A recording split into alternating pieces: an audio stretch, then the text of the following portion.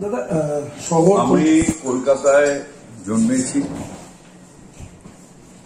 এত বড় হয়েছি, এরকম মেঘ ভাঙা বৃষ্টি দেখিনি।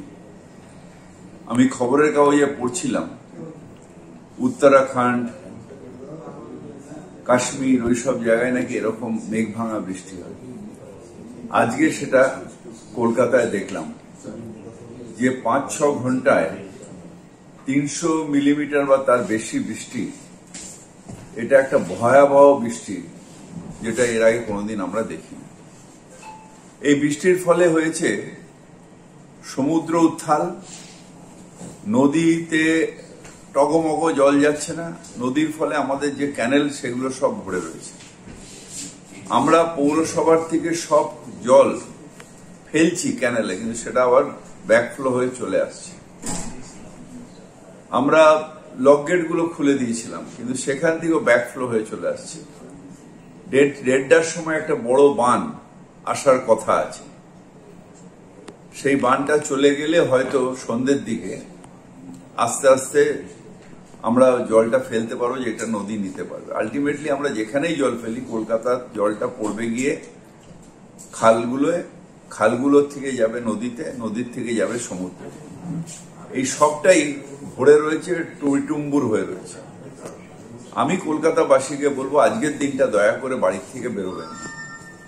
অনেকগুলো জায়গায় এরকম বেরিয়ে বিদ্যুৎ পৃষ্ঠ হয়েছে, যেখানে আমাদের লাইটগুলো জ্বলছিল না, কিন্তু যাই হোক, কোনো মিটার ঘর নিচে ছিল, কোথাও রাস্তার ধারে ফ্রিজ ছিল। এগুলো সব থেকে বেশি বৃষ্টি হয়েছে গড়িয়ার দিক থেকে নিয়ে ওই সমস্ত জায়গায়।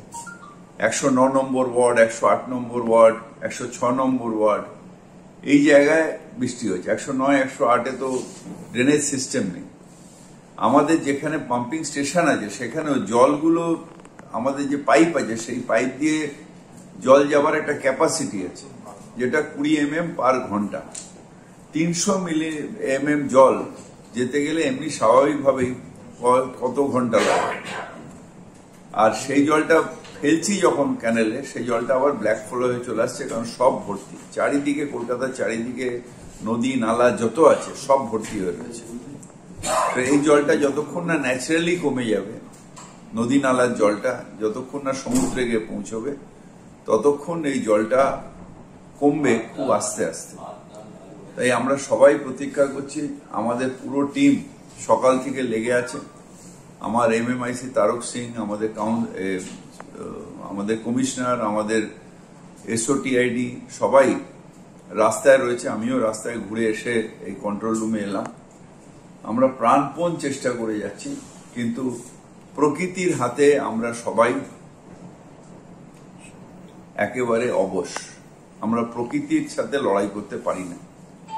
এই অবস্থায় সাধারণভাবে যদি বৃষ্টি হয়, কলকাতায় জল জমার কথা নয়, যেভাবে পলি পরিষ্কার হয়েছে, কিন্তু একটা অ্যাবনর্মাল বৃষ্টি হয়েছে। আর মানুষ, আমাদের যে কনজারভেন্সি ওয়ার্কারদের বলবো, যে গালিপিটগুলোকে পরিষ্কার করে দিলে যে প্লাস্টিকগুলো গিয়ে জমছে, বা পুজো কমিটির সামনে যে প্লাস্টিকগুলো গিয়ে জমছে, সেইগুলোকে পরিষ্কার করে দিলেও আস্তে আস্তে জলটা কিছুটা হলেও কমে যাবে। অনেকগুলো জায়গায় কমে গেছে অলরেডি। আর আমি বিশ্বাস করি যে যদি আরো প্রবল বৃষ্টি না হয়, তাহলে আজকে রাত্রির মধ্যে জলটা বেশিরভাগই জায়গায় নেমে যাবে।